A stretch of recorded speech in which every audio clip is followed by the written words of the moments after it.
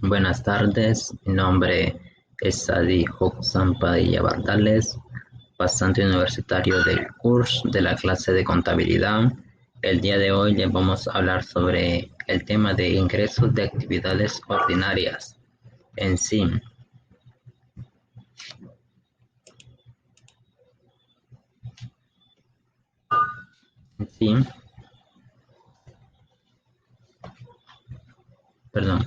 Este módulo se centra en la contabilización e información financiera de los ingresos, actividades ordinarias, de acuerdo con la sección 23 de ingreso de actividades ordinarias de las NIC para las pymes.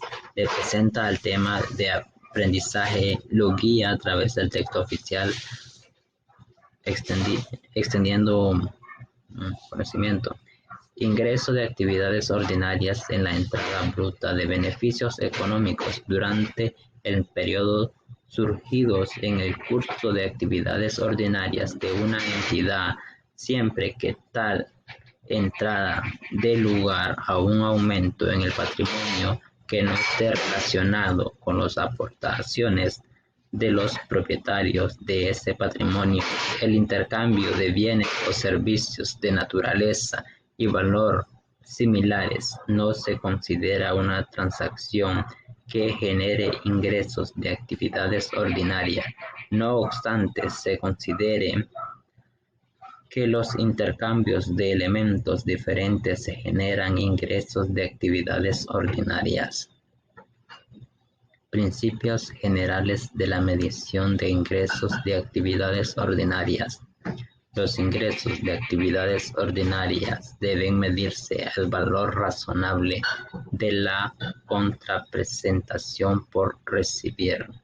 Principios generales para el reconocimiento de ingresos de actividades ordinarias. El reconocimiento implica incorporar una partida que concuerde con la definición de ingresos de actividades ordinarias en el estado de resultado integral. Las NIC para pymes proporciona una guía para reconocer las siguientes categorías específicas de ingresos de actividades ordinarias: venta de bienes, prestación de servicios, contratos de construcción, intereses, regalías y dividendos, identificación de la transacción. Medición de los ingresos de actividades ordinarias. En sí, una entidad medirá los ingresos de actividades ordinarias al valor razonable de la contraprestación recibida o por recibir. El valor razonable de la contraprestación recibida o por recibir tiene en cuenta el importe de cualquiera descuentos comerciales, descuentos por pronto pago y rebajas por volumen de ventas que sean practicados por la entidad. En sí, una entidad incluirá los ingresos de actividades ordinarias, solamente las entradas brutas de beneficios económicos recibidos y por recibir por parte de la entidad por su cuenta propia. Una entidad excluirá de los ingresos de actividades ordinarias todos los importes recibidos por cuenta de terceras partes, tales como impuestos sobre las ventas, impuestos sobre productos o servicios, o impuestos sobre el valor añadido en una relación de agencia. Una entidad incluirá en los ingresos de actividades ordinarias solo el importe de su comisión. Los importes recibidos por cuentas del principal no son ingresos de actividades ordinarias de la entidad. En sí, intercambios de bienes o servicios. Una entidad no reconocerá ingresos de actividades ordinarias cuando se intercambien bienes o servicios por bienes o servicios de naturaleza y valor similar. Cuando se intercambien bienes o servicios por bienes o servicios de naturaleza diferente, pero la transacción carezca de carácter comercial. Bueno, en sí esto ha sido todo de mi parte y le seguirá ampliando sobre el tema mi compañera Dania Sánchez. Un gusto.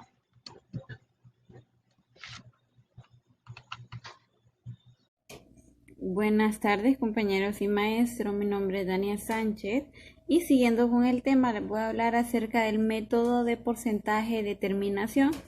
Bueno, este método se utiliza para reconocer los ingresos de actividades ordinarias por prestaciones de servicios, por contratos de construcción.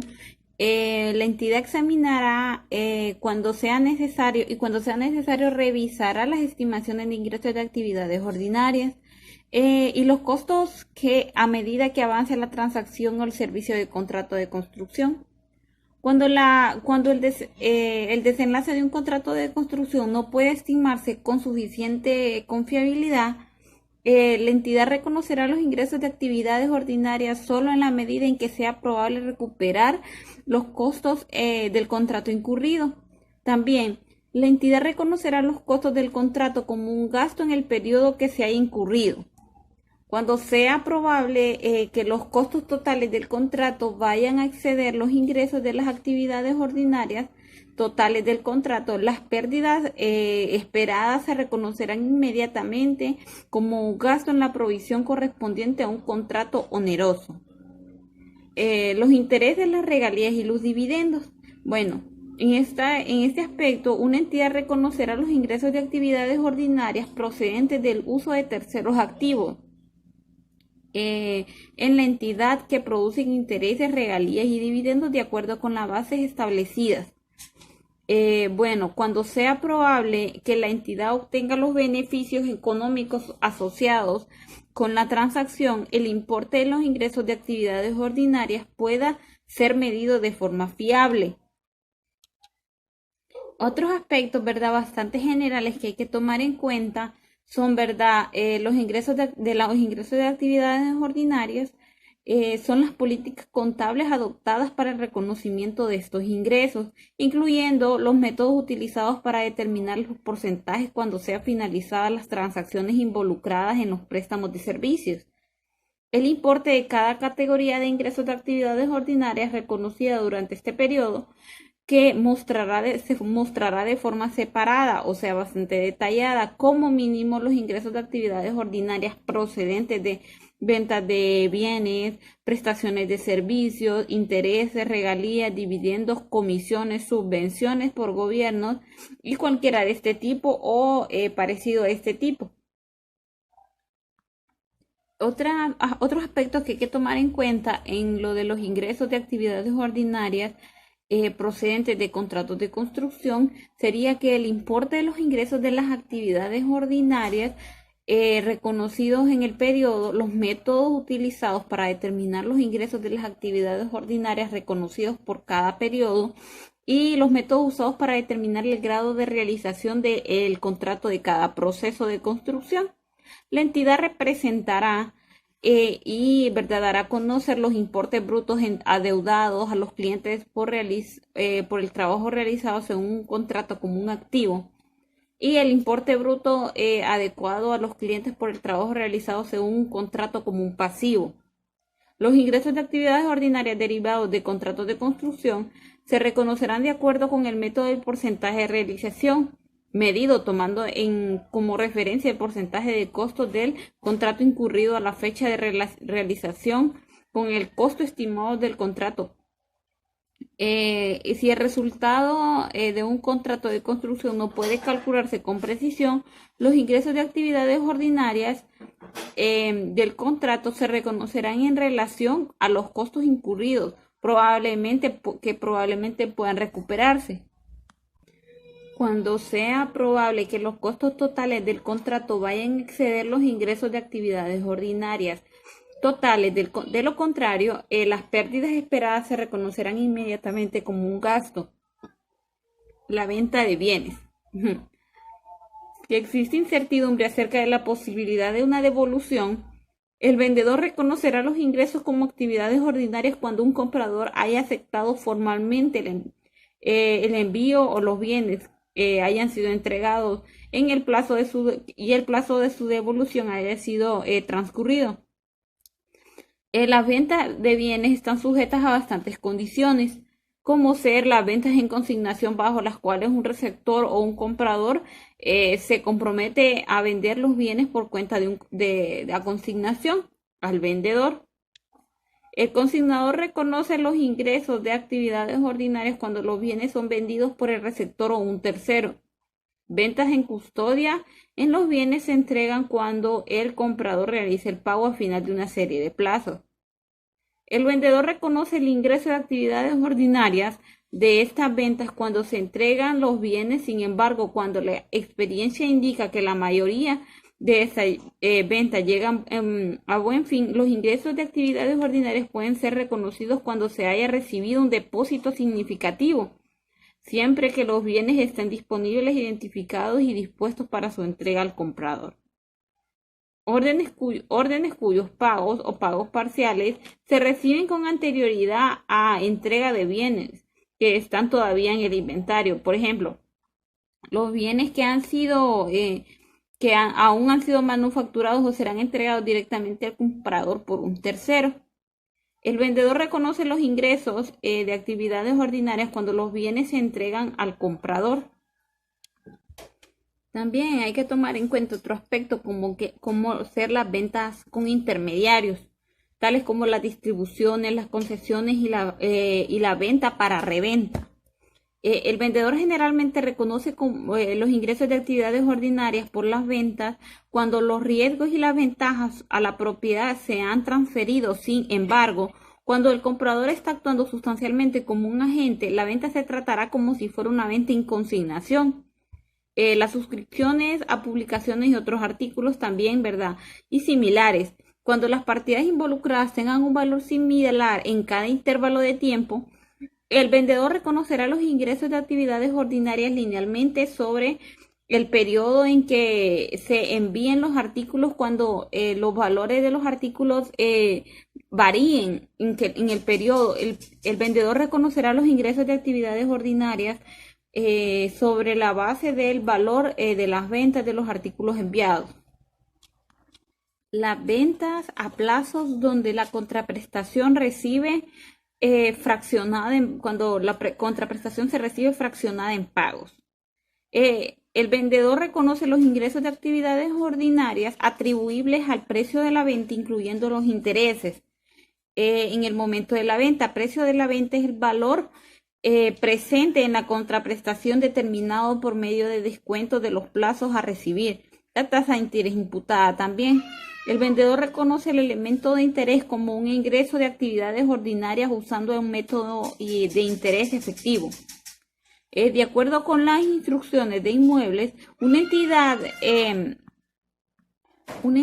que emprenda la construcción de un inmueble directamente o a través de un subcontratista que realice de acuerdo con uno o varios compradores antes de terminar una construcción contabilizará de acuerdo con la venta de servicios usando un método de porcentaje y determinación.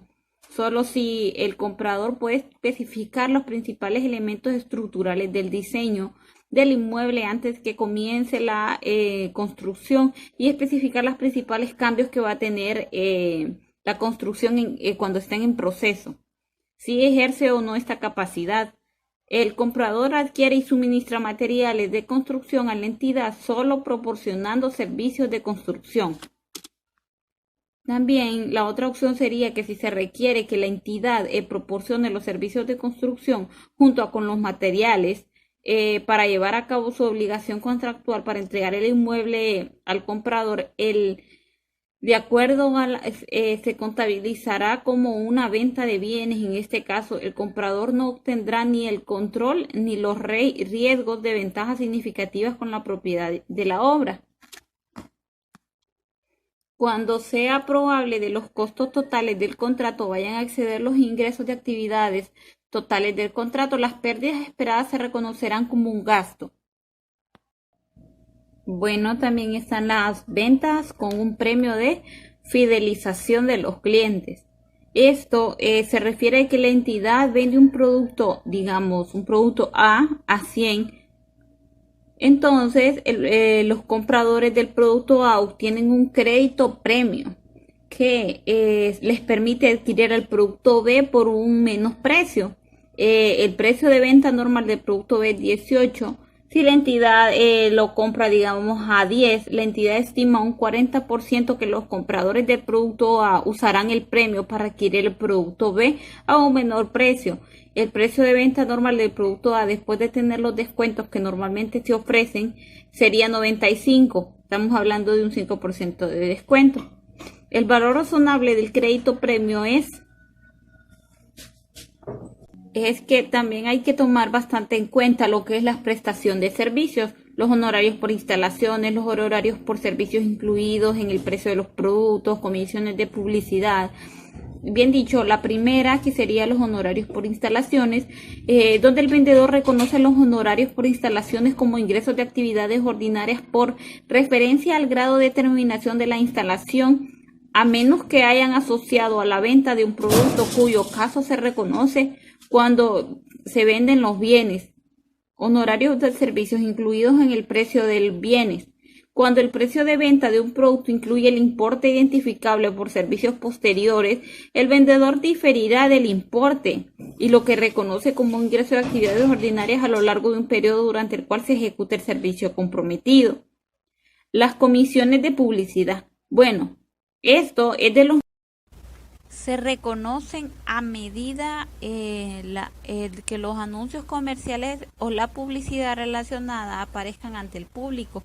Las comisiones de producción se reconocerán por referencia al grado de terminación del proyecto. También las comisiones de agentes de seguros es un dato bastante importante que hay que tomar en cuenta.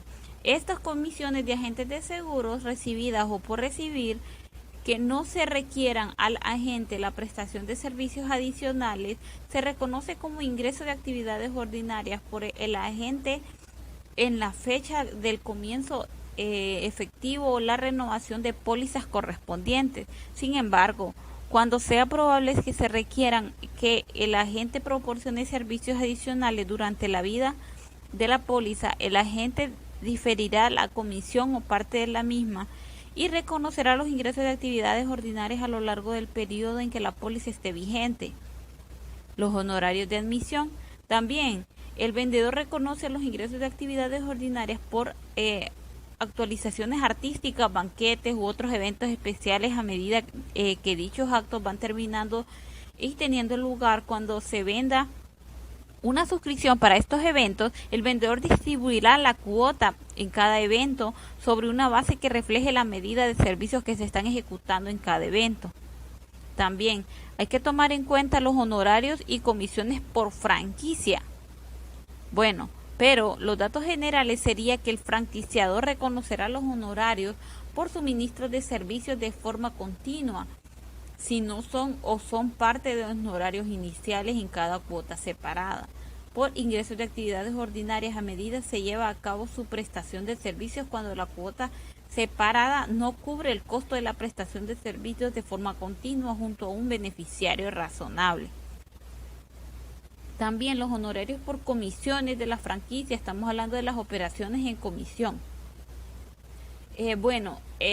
También se puede tener en cuenta los lugares de transacción entre el franquiciador y el franquiciado, que en esencia involucren al franquiciador actúe como un agente de franquiciado.